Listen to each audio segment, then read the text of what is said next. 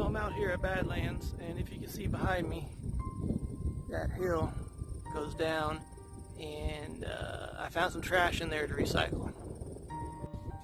So way down, here's the road, way down in there, I found,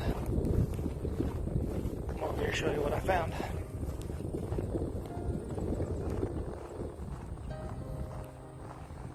I found these 2 pieces of foam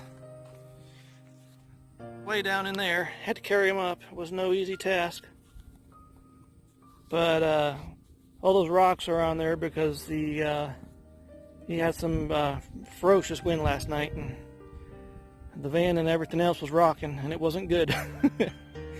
But I've got a plan for some of this. The rest of it I will haul off and throw away somewhere, so it's not trashing this. You guessed it, we're back to playing with this annoying fridge. Alpicool, love you. Not really. Let's see. Says it's 30 degrees, and in here I've got 2 sensors in there. One says 28, one says 52. So essentially I've got it cranked down. I've taken it off of economy mode, and the temperature, outside temperature, says 89, but that is actually in the sun. I actually moved it. It's not, so you can see it just went down to 88.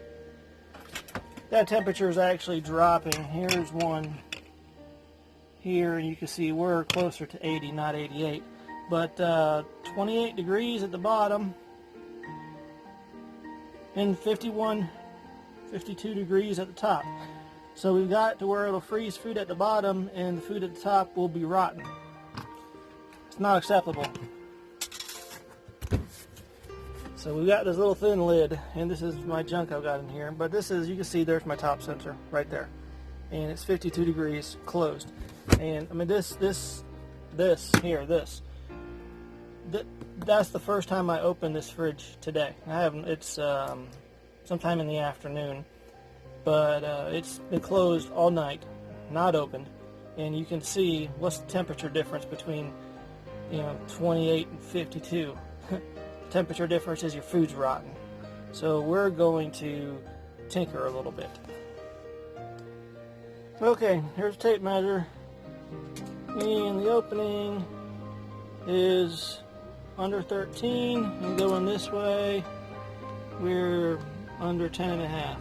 So we'll cut a piece of foam 13 to a 10.5, and what I'm going to try to do is make an inner lid that'll fit into here, and maybe that'll, something I can open the main lid and then open that, and maybe that'll help keep the cool. I don't know. The that foam piece, I just dug it out of the out of the bar. It's trash. I'm gonna try to recycle it and make something out of it for free. Let's see what happens.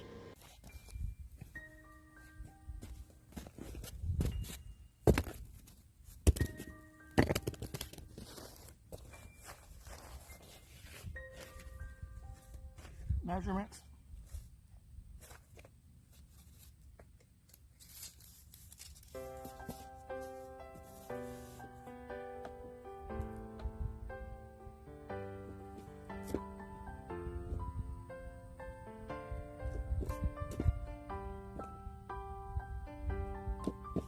I'm gonna do some rough cut. It's probably gonna be a touch larger than it actually is.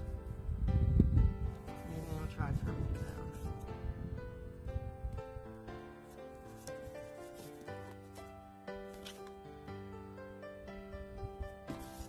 See if I can find a straight edge for this thing.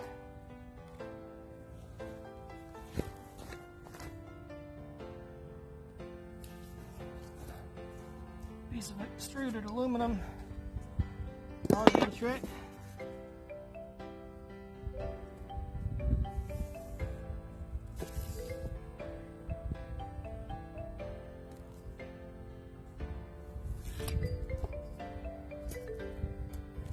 I'm going to try to cut this down and use it as a like a second inner lid. Maybe having a second inner lid closer to like the actual food height. Maybe that closing off some of the dead space or the empty space at the top. Maybe that'll help the unit stay a little cooler.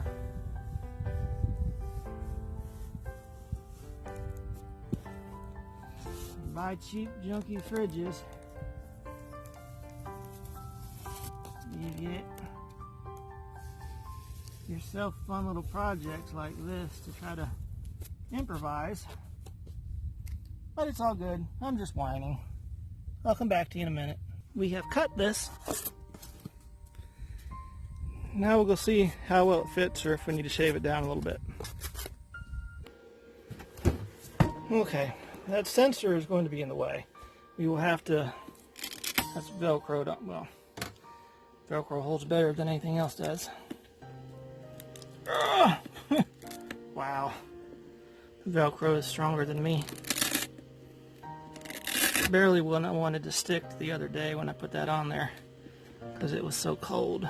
It had like a light layer of condensation. I'll work on getting that off and I'll come back to you. Okay, got it. Just took 2 hands. That is a little wide. A little wide that way. And a little wide. So we'll cut it down a little and bring it right back. Okay, I trimmed the side down a little bit and also tapered that edge because it's going to set in and then push down.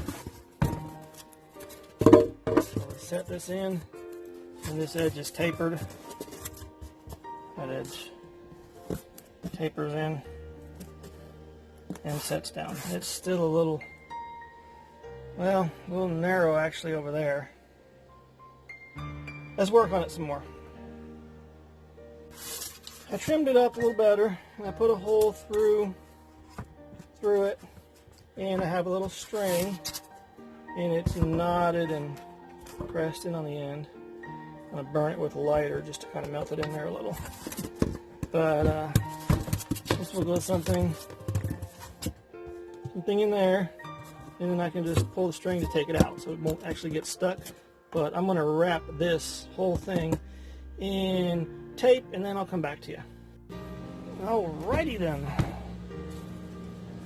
Here we go. This is wrapped in silver aluminum tape, real duct tape, not stuff you get at the store, or the real metal duct tape, professional grade stuff. There's my sensor. I've got that Velcroed onto the bottom, and that'll set in there. I got that gap a little closer. There's still a little air gap in there. It actually looks bigger on the top than it is at the bottom. There's a slight taper to it.